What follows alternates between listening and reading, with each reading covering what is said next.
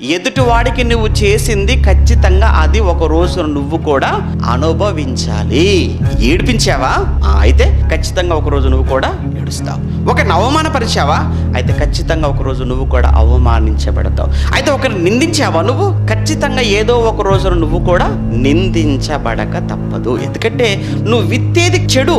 నువ్వు చెడు విత్తుతూ కీడు విత్తుతూ నాకు మాత్రం ఏ రావాలని కోరుకుంటున్నావు? నాకు మాత్రం మేలు జరగాలి. నువ్వు విత్తేది కీడైనప్పుడు నీ కీడే వస్తుంది. నువ్వు విత్తేది మేలైనప్పుడు నీ ఖచ్చితంగా మేలే జరుగుతుంది.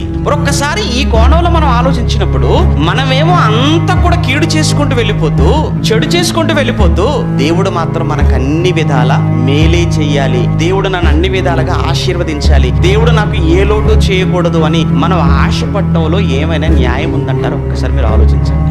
అంటే ఒకసారి మనకు వచ్చే కొన్ని రోగాలకు కావచ్చు, అలానే మనకు వచ్చే కొన్ని సమస్యలకు కానీ, మనకు వచ్చేటువంటి కొన్ని కష్టాలను కూడా మనం ఆలోచిస్తున్నప్పుడు ఎక్కడో మనం రాంగ్ ట్రాక్లోకి వెళ్ళాం, ఎక్కడో మనం పొరపాటు చేశాం, ఎక్కడో మన తప్పటడుగులు పడ్డాయి, ఎక్కడో మన నిర్ణయాలు భిన్నంగా వెళ్ళిపోయాయి. అందువలనైనా ఈరోజు మనకి ఏ బాధలు, అందువలనైనా ఈరోజు మనకు వచ్చిన ఈ కష్టాలు, అందువలనైనా ఈరోజు మనం ఉన్నటువంటి సమస్యలు